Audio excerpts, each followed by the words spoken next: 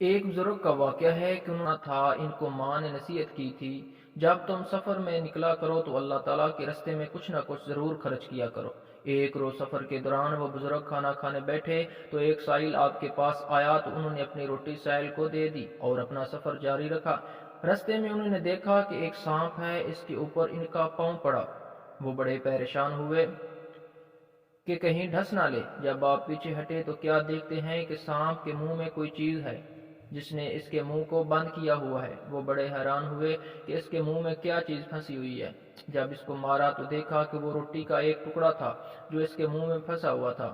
پھر کسی بزرگ نے انہیں بتایا کہ تم نے جو اپنی روٹی کسی فقیر کو دی تھی، تمہاری موت کا وقت تو آج ہی لکھا تھا، لیکن اللہ تعالیٰ نے تمہارے اس صدقے کی وجہ سے تمہاری عمر میں برکت دے دی، اور وہی روٹی کا ٹکڑا گویا اس سانپ کے منہ میں جا کر پھنس گیا۔ اس سے معلوم ہوا کہ اللہ تعالیٰ کے راستے میں جو بھی خرچ کرتا ہے، اس کی بلائیں اور مصیبتیں اس کے بدلے میں دور ہوتی ہیں۔ اللہ پاک عمل کی توفیق عطا فرمائے، آمین۔